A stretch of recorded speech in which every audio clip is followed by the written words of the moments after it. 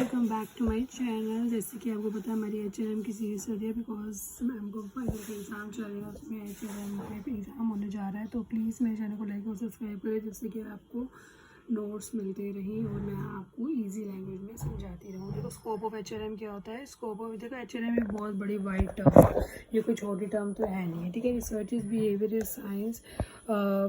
Research के लिए हम इसका यूज़ करते हैं, साइंस के लिए, ठीक है। बिहेवियर ऐसे न्यू ट्रेंड आ रहे हैं जो मैनेज करते हैं किसको, वर्कर्स को, नॉलेज को, वेलफेयर, एडवांस को। बेसिकली हम स्कोप को 3 पार्ट्स में डिवाइड करते हैं। First is personal, second is welfare, third is industrial relationship aspect. Personal नाम से पता चला कुछ पर्सनल से होता है। देखो तो ये किससे कंसर्न करता है कि जो मैन पावर की प्लानिंग है, क्या रिक्रूटमेंट करनी है, किसकी सिलेक्शन करनी है, कितने बंदों की प्लेसमेंट करनी है, ट्रेनिंग प्रमोशन किसको देनी है, ट्रेनिंग डेवलपमेंट किसकी करनी है, किसको हटाना है, किसको रखना है, इंसेंटिव किसको देनी है, प्रोडक्टिविटी कैसे बढ़ानी है। तो ये सारा पर्सनल काम जो है पर्सनल एस्पेक्ट में चला गया। वेलफेयर एस्पेक्ट क्या होता है, ये डील करता है वो कंडीशन के साथ, वो जरूरी चीज़ों के साथ, जैसे कि कैंटीन हो गया, क्रैच हो गया, रेस्ट हो गया, लंच रूम हो गया, हाउसिंग। देखो वेलफेयर है, भला करना है तो किसी को खाना खिलाओगे, किसी को छत दोगे तभी इसका भला हो पाएगा ना, तो उसको पढ़ाई करवाओगे, है ना, जरूरी चीज़ें, तो वो वेलफेयर में डाल देना। इंडस्ट्रियल रिलेशनशिप क्या है, इसमें कवर करता है यूनियन में, इंडस्ट्रियल से रिलेटेड है तो मतलब कि कुछ ना कुछ लो रेगुलेशन इसमें आएंगे, कुछ ना कुछ मैनेजमेंट आएगा, है ना, कुछ लोगों का मिलजुल के कुछ ऐसा काम आएगा। तो देखिए क्या कवर करता है, यूनियन मैनेजमेंट रिलेशनशिप, मैनेजमेंट के relationship, joint consultation, collective bargaining, grievance and disciplinary procedure, settlement of dispute on the basis of various function. ये सारे फंक्शन के बेसिस पे विद द HRM परफॉर्म, जो HRM मैनेजर होता है वो परफॉर्मेंस देता है। The scope of HRM resources management can be describe as follow. इनका स्कोप भी होता है जैसे कि organisation planning and development. Organisation planning concern करती है with division of all the task to perform into the management. वो सारे काम जो मैनेजमेंट के अंदर परफॉर्म किए जाते हैं। एंड इफेक्टिव यूनिट्स जैसे department division and for providing their integration को इकट्ठा रखना, वो तो differentiate and integration which is important, ठीक है। सबसे पहले क्या है, determination of needs of organisation, term of company, short long term objective क्या है, यूटिलाइजेशन टेक्नोलॉजी करना, क्या उसका प्रॉपर होगा, कितना मात्रा में हमें कौन सी मशीनरी लगानी है प्रोडक्शन के लिए, डिसाइड करना नेचर ऑफ प्रोडक्ट के लिए कि क्या मैन्युफैक्चर करना है, कीपिंग व्यू करना कि एक्सटर्नल मार्केट में क्या चल रहा है, पब्लिक पॉलिसी क्या है, प्लानिंग करना, डेवलपिंग प्लान करना, डेवलपमेंट करना, डिज़ाइन करना, क्या ऑर्गेनाइजेशन के स्ट्रक्चर के बारे में सोचना, कैसे करना, कब करना है, वो सब फिक्स करना, किस एम्प्लॉय को क्या मैं रिस्पॉन्सिबिलिटी दूंगी, क्या अथॉरिटी दूंगी ताकि वो जो हमारा गोल है वो इफेक्टिवली अचीव हो सके ना।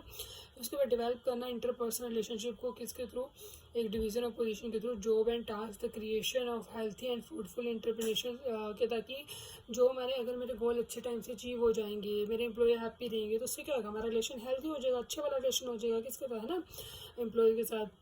With the formation of homogeneous coordinative effective interested formal group, तो हमारे ऐसे कोई इनफॉर्मल ग्रुप बन जाएंगे जिससे कि उनका ऑब्जेक्टिव भी अचीव हो पाएगा इजीली और वो सेम से होंगे ना। स्टाफिंग एंड एम्प्लॉयमेंट की बात करें तो उसमें पता चला स्टाफिंग का एक प्रोसेस है जिसका फ्लो क्या होता है, for of event which continue maintaining organisation purpose. इसके बहुत सारे लेवल पे हम इसका काम करते हैं। जैसे अगर हम टॉप लेवल का करें तो टॉप लेवल क्या करता है, ऑपरेट करना, हर चीज़ को कैसे चलाना है। तो पावर इस प्रोसेस में इंक्लूड होता है कि मैन पावर कितने रखने हैं हमने, क्या थ्योरेशन किसको देनी है वो प्लान करते हैं, डेवलपमेंट के सोर्सेज करते हैं, एप्लीकेशन के इवैल्यूएट करते हैं, कितनी एप्लीकेशन आ गई हैं, क्या सिलेक्शन कैसे करनी है, प्लेसमेंट कितनी करनी है, इंडक्शन कब ओरिएंटेड, ट्रांसफर कितनों की करें, डिमोशन प्रमोशन सेपरेशन कितनों की करें, ये सारे एलिमेंट हमारे उसके अंदर आते हैं ना। तो पहला देखिए मैन पावर क्या है, मैन पावर क्या है, वो वाली प्रोसेस होती है जिसके अंदर एनालाइज किया जाता है प्रेजेंट में और फ्यूचर में जो वैकेंसीज होती हैं डेटा रखकर जो होने वाली हैं, जैसे कि किसी की रिटायरमेंट होगी, कोई डिस्चार्ज ट्रांसफर प्रमोशन होगी, सिक लीव दे गया, कोई लीव ऑफ एप्लीकेशन दे गया, अदर रीजन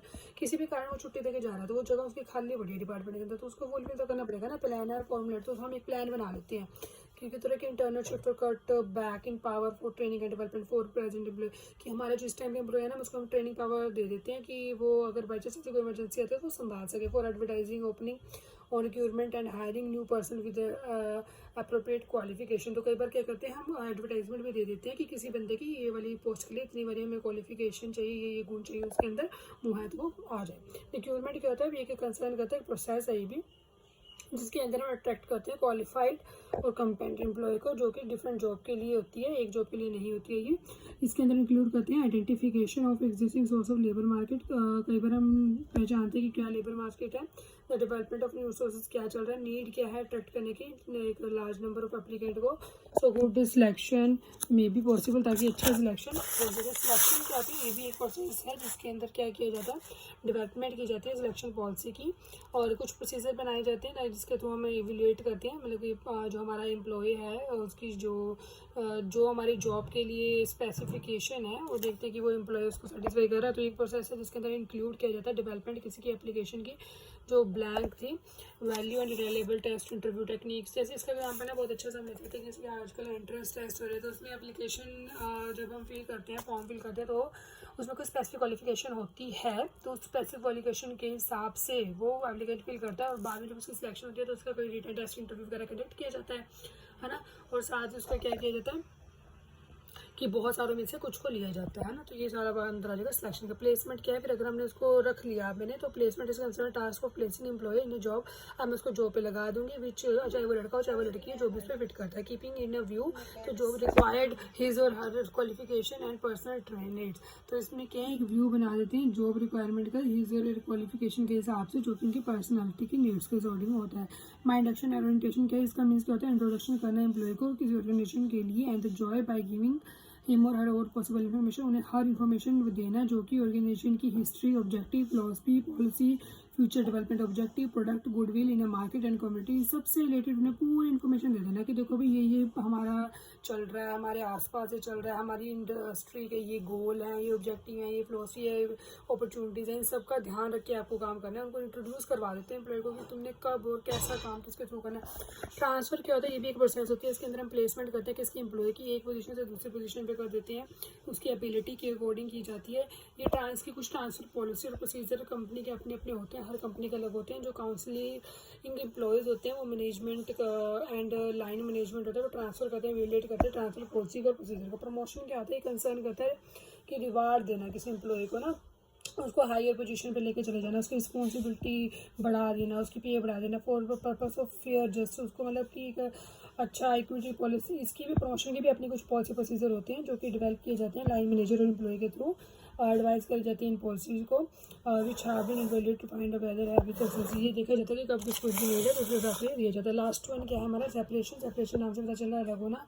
तो इस कंसर्न में serving the relationship with employ on the ground of resignation, करें ये तब किया जाता है एम्प्लॉय जब वो रेजिग्नेशन या leave of death, disability, discharge और रिटायरमेंट, मतलब इन सारे केसेस में वो उसको छोड़ के जाता है। Exit interview of employ are arrange, cause of labor turnover are be analyzed and advice is given to management in cause and reduction in labor turnover। मतलब कि सेपरेशन वो प्रोसेस है जिसके अंदर जो एम्प्लॉय है वो किसी भी तरीके से ऑर्गेनाइजेशन को छोड़ के जाता है, किसी भी तरीके से मीन्स रेजिग्नेशन करके, ले ऑफ करके, या उसको डेथ हो जाती है, या फिर डिसेबिलिटी, डिस्चार्ज और रिटायरमेंट, इन सब केसेस के कारण ही वो ऑर्गेनाइजेशन को छोड़ के जाता है।